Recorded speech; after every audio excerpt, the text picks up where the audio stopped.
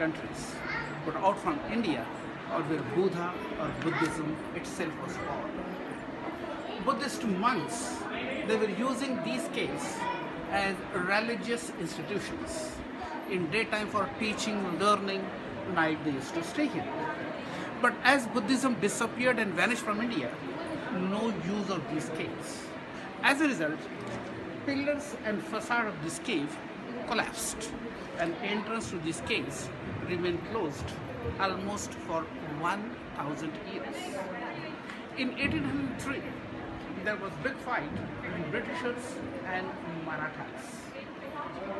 British military was led by Wellesley, later was known as Duke of Wellington. He also fought with Napoleon too. And fight was in favor of Britishers. So naturally, whole area was occupied by British army. In 1819, a group of these soldiers came to that viewpoint from where we had, and from that point... When 1819, right? Yeah, 1819. And from that point, they shot a tiger. Tiger was somewhere in valley.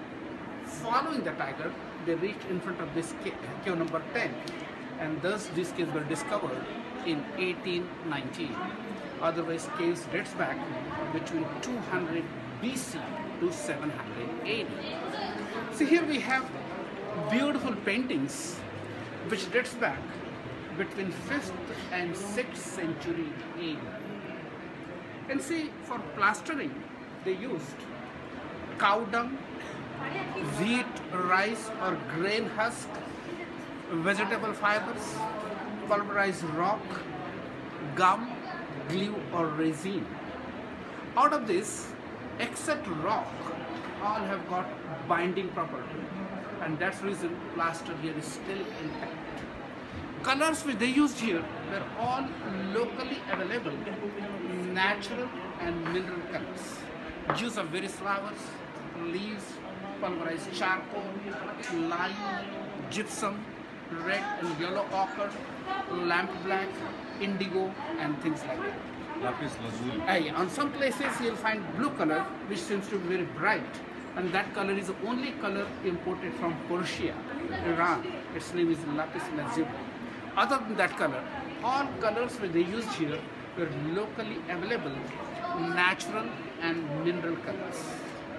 Technique which they adopted here, first they applied plaster on wall, applied a lime coat, and they painted on wet surface so colors get absorbed. And that technique is known as fresco. So Ajanta paintings are also known as Ajanta fresco. In Europe, they first plastered and they painted on dry surface, and that technique is known as tempera or tempora. 1 second. Ajanta fresco is wet.